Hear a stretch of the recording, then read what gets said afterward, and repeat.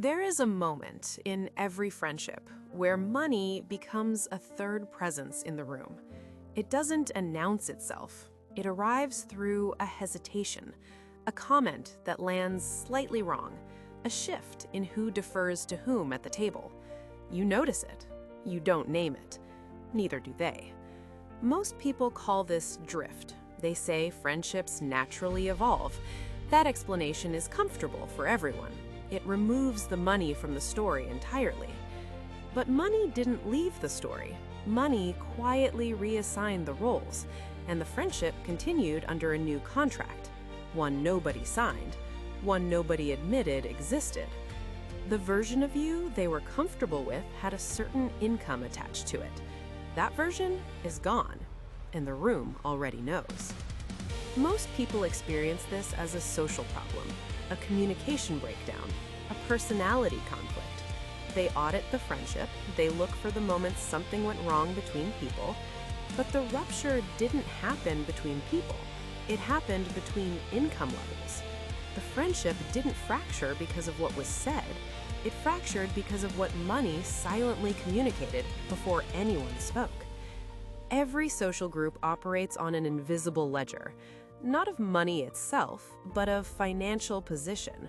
Who earns more? Who earns less? Who is climbing? Who is staying? That ledger updates automatically. Nobody announces it, but everyone in the group feels the adjustment.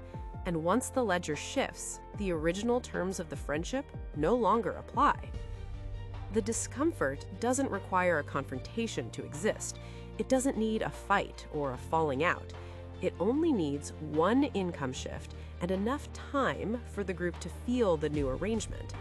The friendship looks the same from the outside, the same check-ins, the same group chats. But the weight distribution changed, and everyone is quietly adjusting to carry their new portion of it. This didn't start with the raise. It started much earlier, before you had income, before you understood what income meant. You were handed a position inside a financial story. Your family had one, your neighborhood had one, your school had one, and you learned very quickly where you stood inside each of them. Not through conversations, through observation, through the things that were said when money was tight, through the things that went unsaid when it wasn't, through who got helped and who was expected to manage alone. That early education didn't teach you about money. It taught you what money does to belonging. It taught you that financial distance creates social distance, that moving up means moving away from something, that earning more than the people around you carries a cost that nobody names out loud. So when your income shifted, your nervous system already had a file on this. The file didn't contain budget advice. It contained social survival data. Who is safe to surpass? Who becomes uncomfortable when you do? What happens to your place in the group when the numbers change? That data was never conscious. It operated underneath every financial decision you made. Every time you downplayed an achievement, every time you avoided mentioning a salary, every time you felt the need to shrink your income in a room full of people you cared about. That wasn't modesty. That was the file running. When income shifts, the body registers it before the mind processes it. Not as success, not as progress, as exposure. The nervous system doesn't evaluate a raise the way a spreadsheet does. It scans for threat, and the threat it identifies is not financial, it is social. Who knows? Who will find out? How will the group respond when the numbers are no longer equal? The body is tracking proximity. It is measuring whether your new financial position is pulling you outside the range where the group feels safe. And when it detects that pull, it activates. Not with alarm, with quiet correction. You start managing information. You deflect questions about work. You avoid situations where the gap becomes visible. This is not dishonesty. This is a survival pattern installed before you had language for it. The nervous system learned that surpassing people you are attached to can trigger withdrawal, resentment, or a shift in how they position you in the group. So it developed a strategy. Stay legible. Stay within range. Don't let the numbers make you a different category of person to the people who knew you before the numbers changed. That strategy once protected belonging. Now it is keeping you trapped between two versions of yourself. There is a version of you that existed before the income changed. That version had a specific role inside the group, a specific rank, a set of expectations attached to it. You were the one who split everything evenly, who never made anyone feel the gap, who kept the dynamic comfortable by staying financially legible to everyone around you.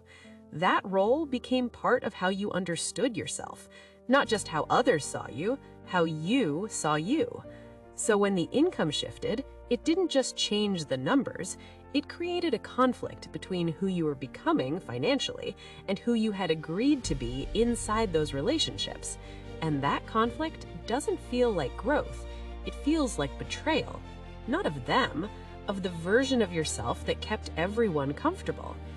Leaving that version behind triggers loyalty, a deep, automatic pull back toward the identity that was accepted, back toward the income range that didn't require explanation. This is why people with rising incomes often self-sabotage without knowing it. Not because they lack discipline, not because they make poor decisions, because somewhere underneath the behavior, the system is still running the original contract. Stay in range. Don't surpass the people you need. The sabotage isn't financial, it is relational. It is the identity protecting the one thing it was built to preserve, a place where it still belongs. The loyalty isn't rational. It doesn't respond to logic or evidence. It responds to threat. And the threat it is responding to is not financial failure. It is social erasure. The fear that becoming a different financial version of yourself means becoming unrecognizable to the people who defined you before the money changed. That fear doesn't need to be conscious to be effective. It only needs to be old enough to feel like instinct. The mechanisms are not dramatic. They arrive as small, repeating patterns that accumulate into a new social architecture. The first is expectation transfer. When your income rises, the group's financial expectations transfer onto you without discussion. You become the one who should cover the difference, who should absorb the cost when the bill creates tension. The transfer happens through small moments that individually feel insignificant. Together, they establish a new financial role you never applied for. The second is information surveillance. The group begins tracking your financial signals more closely: what you wear, where you travel, what you don't complain about anymore. Each signal confirms the gap, and each confirmation widens the distance through quiet recalibration. The third is generosity inversion. When you give, it stops being received as generosity. It becomes obligation. A dinner you pay for is no longer a gift, it is what is expected. And once generosity becomes obligation, it can no longer create closeness. It can only confirm distance. The fourth is silence weaponization. When you don't offer, the silence is interpreted as refusal, as withholding. That silence carries a weight it never carried before, and it reshapes how the group reads every interaction that follows.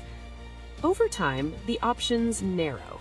You stop mentioning certain things: trips, purchases, opportunities.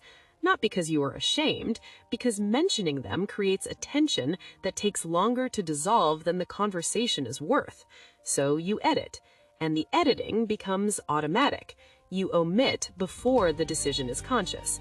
The friendship continues inside a shrinking container, a set of topics that are safe, a carefully managed version of yourself that is legible to people who knew you before the numbers changed. But the container keeps shrinking. You spend more energy managing perception than experiencing connection. And underneath that effort, something begins to harden.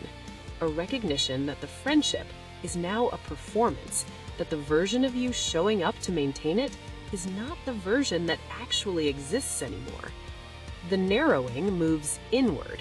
You begin to associate financial growth itself with social cost. The promotion feels like a threat.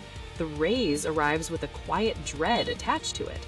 Not because you don't want the money, because you know what the money does to the room.